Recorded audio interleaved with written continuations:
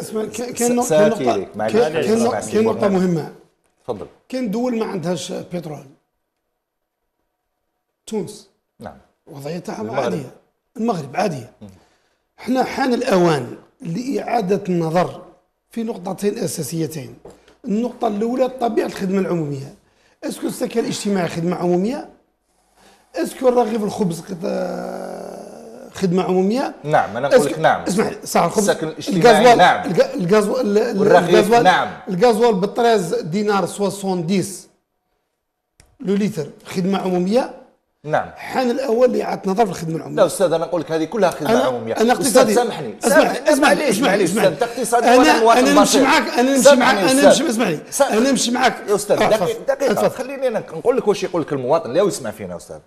يقول لك يا استاذ معليش نحي الخدمه العموميه ونحوي التحويلات الاجتماعيه ونحي كلش، بصح دير لي كونتور زيرو، نبداو كاع كيف ماشي انت درت ملايير ومليارات. لما نقول انت معناه الناس اللي راهي تشرع وتسن القوانين في البلاد يسمى راه كلا وفراها وسي بون لاباس عليه، ومن بعد انا يرميني في البحر ويكتف لي يديا ويقول لي هذا هو اقتصاد السوق. ماشي هذا استاذ. الفرص يا استاذ. خليني نكمل الفكره تاعي. حاب نقول لك نرجعوا لنقطه الصفر. احنا بدون دعم نمشوا، نقدروا نديروا دوله بدون دعم ولا ما نقدروش؟ نقدروا ولكن بدون دعم على الجميع. اذا دخلنا في هذه الجدليه، اذا دخلنا ماشي حتى واحد دار دراهم وواحد مازال ما دارش مسكين. الشعب كامل دا في درجه غير الشباب واحد، اسمعني، في درجه غير الشباب واحد يخرج ان اكستري دو نيسونس يديها مليار. استاذ بصح واش الفرق بين واحد سامحني اللي دا مليار تقارنوا مع اللي راه يدي ملايير ومليار يوميا امبور تاكي تقول لي ماشي نفس الشيء. شيخ العاد اسمح لي، هو الاشكال اللي راه مطروح. احنا دركا ربطنا رواحنا باللي جا البترول الدوله تزول في يوم من الايام في 86 ملي انهارت اسعار البترول ولا حقت الى ادنى مستوياتها، ولا حقت كلفه الانتاج تاعنا.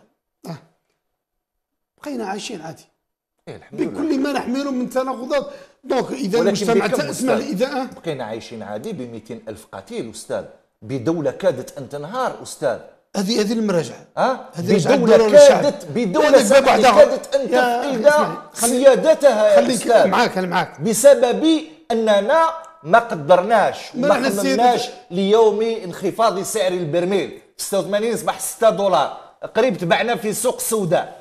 البلاد هذه قريب تباعت في السوق السوداء. شفتي انا اتكلم على خلي نكمل التحليل. اسمعني خلي نكمل التحليل تاعي. معليش خلي نكمل الفكره، خلي نكمل الفكره تاعي. تفضل. انا حاب نقول ندخلوا ان ايكونومي ريال، اقتصاد حقيقي ما فيه لا دعم. راك باغي اثار نقطه ما فيه لا دعم الا الامن، نقطه اساسيه، خدمه عموميه، العداله خدمه عموميه. من بعد نبداو ندرجوا في طبيعه الخدمه العموميه. لماذا؟ لان خفض الضغط على ميزانيه الدوله، وبالتالي احنا من ارتفاع الاسعار البترول رانا حققنا مدخرات. نعطوا الفرصه للمستثمر الخاص باش يديفلوبي. احنا في 86 ما نرجعوش للنقطه تاع 86 كلش دا يحبس، لا عندنا مدخرات وعندنا احتياطات لازم تستغل هذه الثورات اللي خارجه تاع المحروقات. نعم.